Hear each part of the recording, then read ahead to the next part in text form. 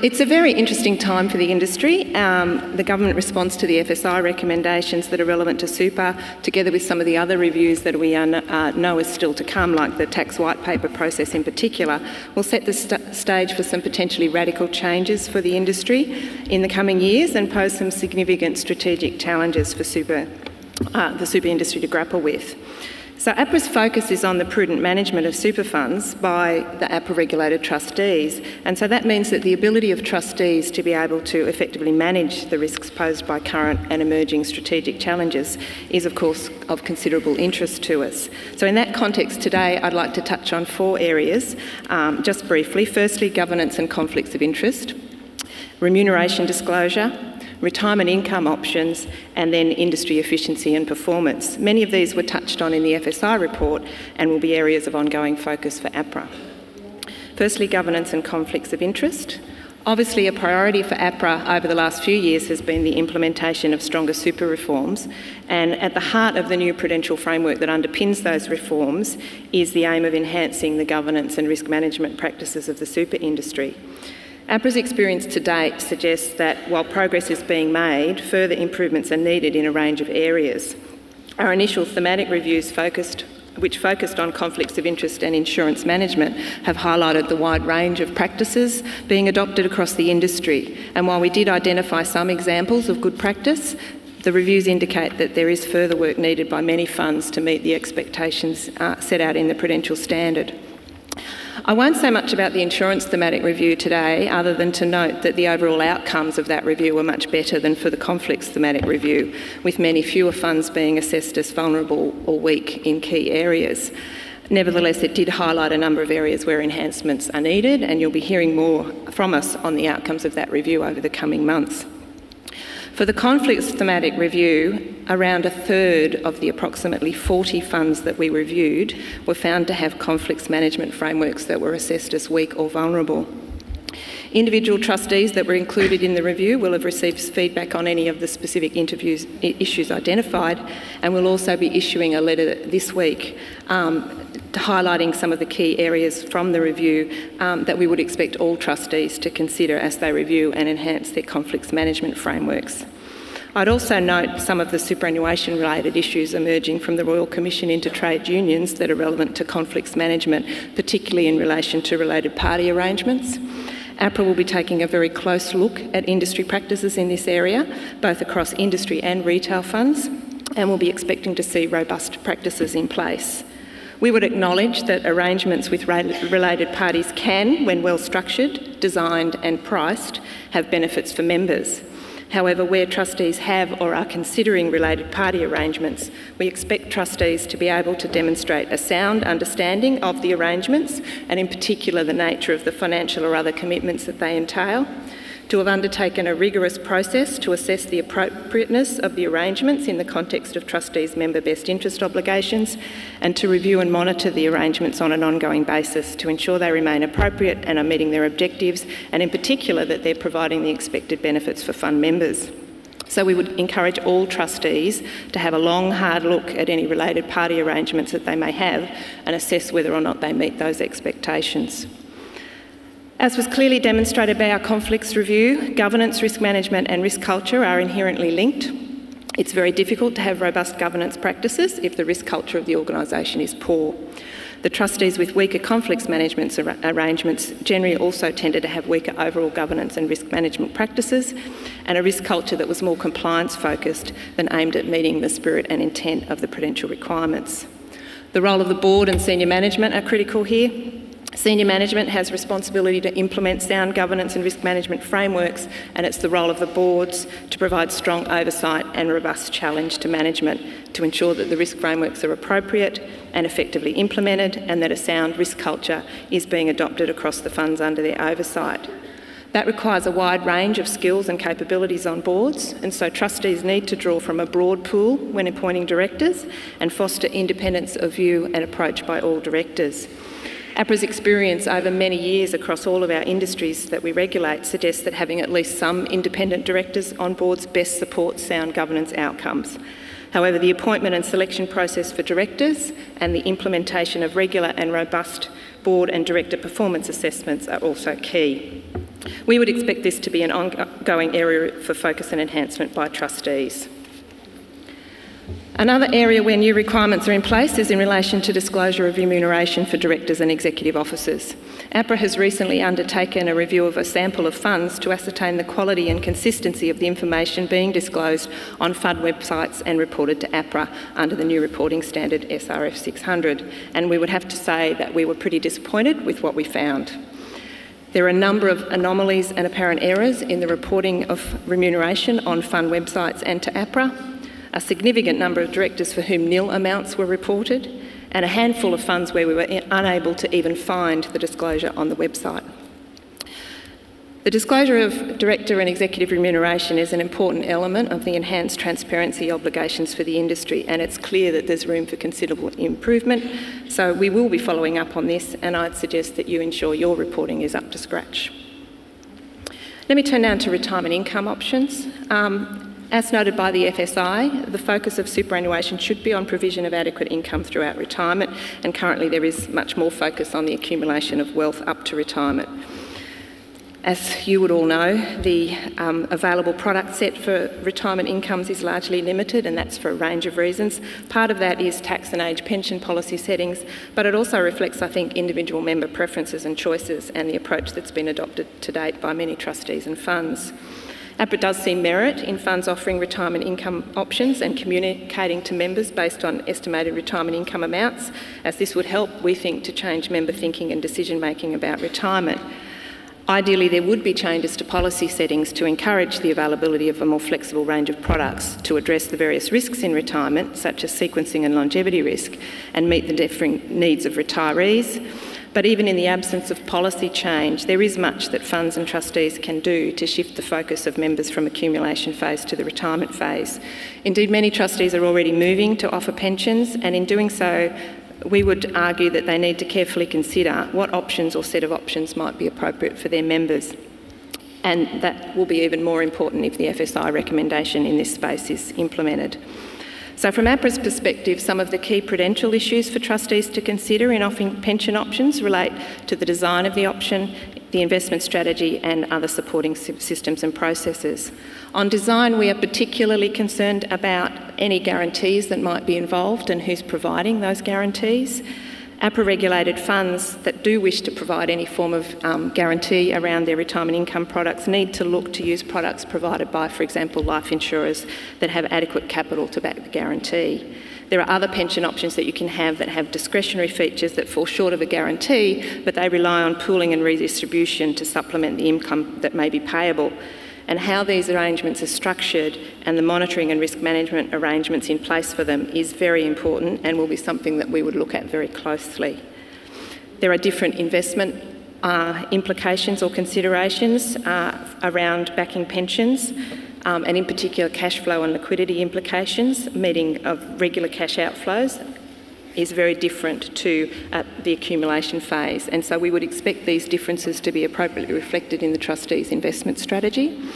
And finally, the administration and other systems needed, the resources required to be able to manage provision of pensions, and also the advice model are important considerations. So we actually expect that not all trustees will want to or be able to directly offer pension options to their members, and therefore will need to or choose to partner with other organisations to provide those, and in that case, robust governance and oversight arrangements around those partnerships will be needed. Let me finish with a few comments on performance and efficiency. The FSI report did focus on enhancing the efficiency of the system, and that is an important objective, but as we noted in APRA's submission to the FSI, we think it's important to focus on the overall outcomes achieved and not just fees and costs when considering whether or not the system is effective and efficient and how it's performing.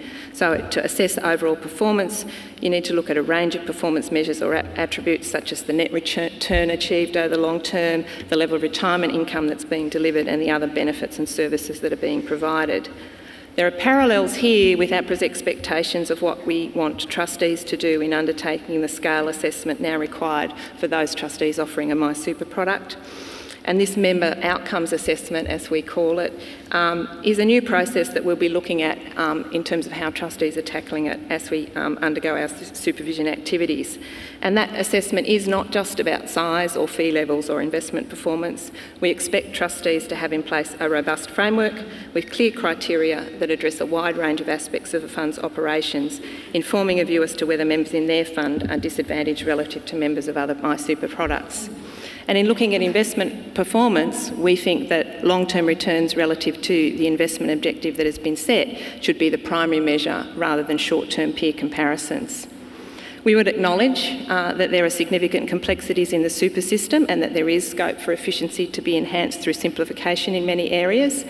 At an individual fund level, for example, trustees could look to reduce fees and costs through simplifying their investment arrangements, reviewing their insurance arrangements, or looking at other design or operational changes. And to give just one example here, when APRA was recently looking at our requirements for reporting of select investment options, we were staggered to find that there were over 40,000 different investment options made available across the industry.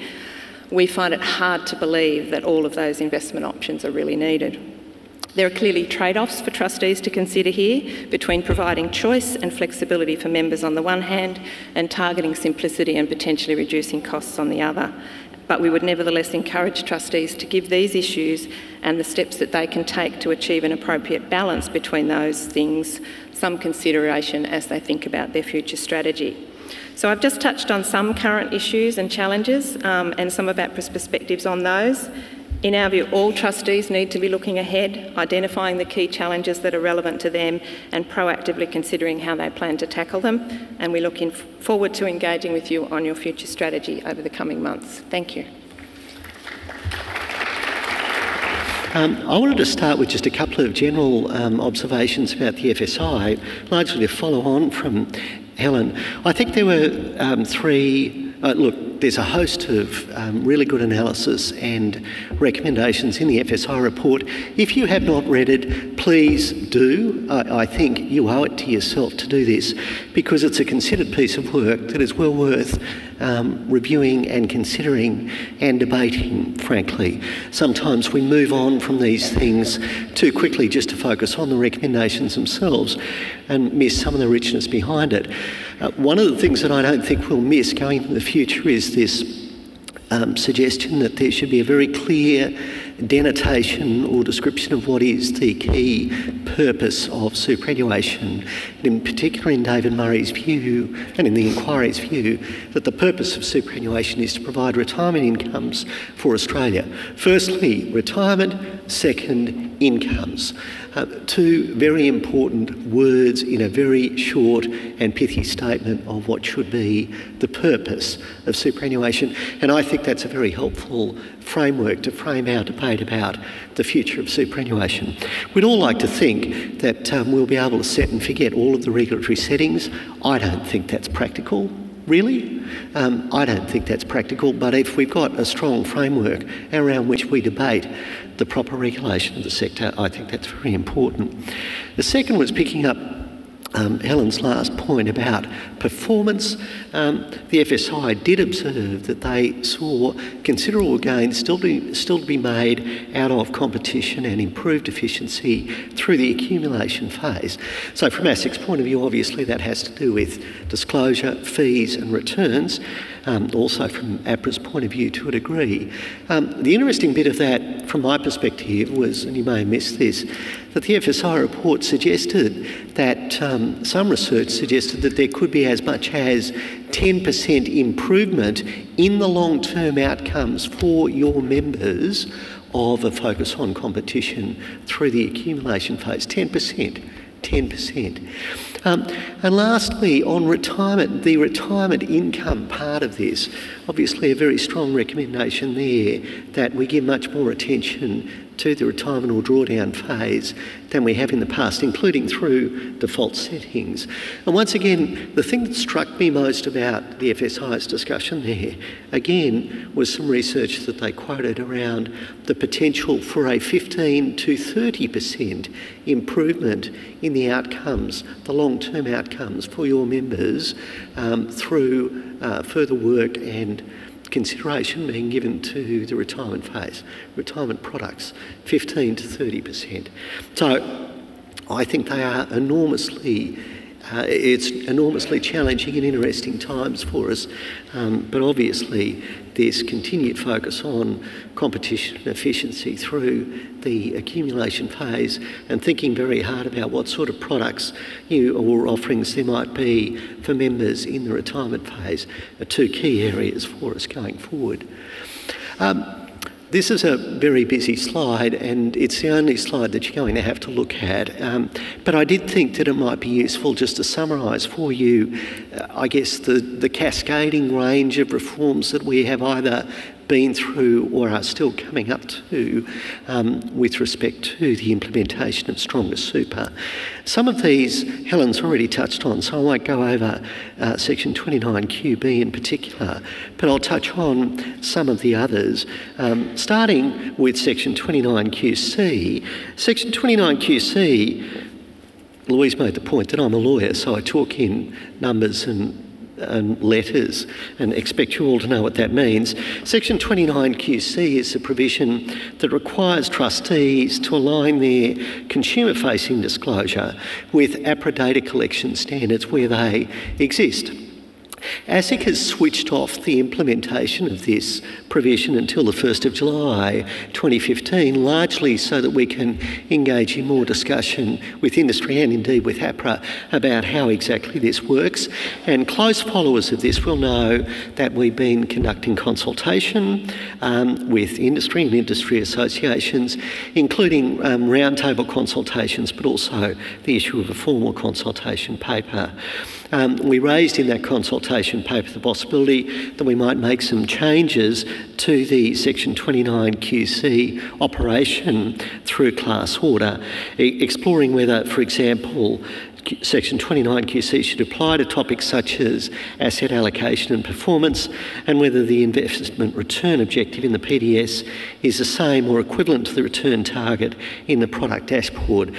The consultation process closed on the 13th of March. Some of the feedback that we've had so far, I can't announce yet, because it only just closed on the 13th of March. I can't announce yet where we have finally landed, but some of the key pieces of feedback, which will give you an indication of where we're looking, are the following. It seems pretty clear that the industry would prefer a class order as the best option for addressing uncertainties in the operation of Section 29QC. However, any class order needs to include an appropriate transition time. And perhaps what we should be looking to do is align that with our recent fee class order, and that's something we're seriously considering. It also needs clear parameters about what areas of disclosure and types of disclosure should be caught by Section 29QC. There was general support for the proposition that the provision could be used to help consumers have comparability when it comes to fund performance in particular, but less agreement, of course, on what the performance measures should be. Net return, net investment return, noting, of course, that it's the net return that's included currently in MySuper product dashboards. And there was some support also for the idea that there should be some sort of comparison rate in super, but on the proviso that a trustee can provide other or alternative return figures such as gross returns in other disclosure material. Now, I quite appreciate, in fact, one or two of the questions that have come up already are about when are you going to do something about this. Consultation period finished on the 13th of March. We're acutely aware that the current class order runs out on the 1st of July, and we're looking to do this pretty quickly and to provide an appropriate transition period for people to get this in place. So you can see in that sum code that you can expect some extension of relief, or at least a facilitative approach to compliance for the coming period. Helen's talked about Section 29QB. I won't dwell on that. The other area that one or two questions have started to come up with is around the implementation of portfolio holdings disclosure, obviously a very topical issue, and also the choice product dashboard. Both of those the portfolio holdings disclosure implementation and the choice product dashboard have been delayed by ASIC class order until the 1st of July. Now, we know that industry is quite anxious about whether there will be a further deferral, and we are equally keen to have certainty in the lead up to the 1st of July. These two areas are obviously very tied up with policy issues that are within the domain of government and the Treasury providing advice to the government, and so I can't in fact make a decision about that on my own, but there is a very strong degree of engagement with both Treasury and the government at the moment to make a call about whether deferral is necessary. We expect that there will be an announcement quite soon, and we will certainly be making an announcement as soon as we reasonably can, hopefully with the benefit of a government announcement, but if there is no government announcement on that, we may need to make our own announcement about that. But with regard to our policy position, I have to say with respect to portfolio holdings disclosure, our position hasn't changed. We are a strong supporter of the need for a portfolio holdings disclosure regime in Australia. We think that this is an important part of a good disclosure regime, and indeed we would be supportive of that type of regime applying more broadly than in super. With respect to the choice dashboard, we undertook some consumer testing of the My Super dashboard a couple of years ago, which I think was quite useful in helping people design that. We've undertaken further testing of the choice dashboard in the second half of 2014, of the My Super dashboard during the second half of 2014 to give us a better impression of what might be useful for the choice dashboard. The testing also attempted to address some of the feedback that we received from industry after the first round of testing of the My Super dashboard in 2013. And in particular, we doubled the sample size. The response to the dashboard depended on lots of different things. The testing that we were doing was of consumers in their engagement, some more financially savvy, some more engaged with their super, and some obviously less. And not surprisingly, the response of consumers tended to vary depending on their reported level of financial awareness. But as you all know, that's the real world, of course, and that's the profile of your own members. There were some interesting findings around how sensitive people were to small changes in the design of the dashboard, such as changes of terminology and to format, the use of graphs, the use of pie charts and so on. Participants did like the idea of the use of industry averages, not just for fees, as we found in the first round of testing, but also for returns and return targets. We tested some different ideas around risk, including statements about the chances of the investment underperforming inflation. Now, generally speaking, I think many people found that pretty difficult. Even though they understood that inflation could have a substantial impact on their actual return, the juxtaposition of the two ideas many people found quite difficult to deal with. And a lot of participants liked the idea of some sort of super estimator, a link at the end of the product dashboard to MoneySmart, and a cut-down version of a calculator which uses the data from the dashboard. So while we're talking about dashboards, just a quick note that you'll be aware that ASIC gave relief in a class order back in 2013 to allow product dashboards to be included in periodic statements by hyperlink. This class order was extended in its application until mid-2015, and we expect that if there are deferrals to the commencement of the choice dashboard and portfolio holdings disclosure, we anticipate a further extension in that hyperlink class order as well. The other thing I did just want to touch on, but I won't, we might come back to in questions or otherwise, goes back to the issues that Helen was raising about conflicts management. We've been doing some work around particularly vertically integrated models. Many people, when they hear vertically integrated, they just think of the big bank that also has a financial advice arm and a wealth management arm and a range of other arms. It's not the only form of vertical integration or potential area for conflicts problems.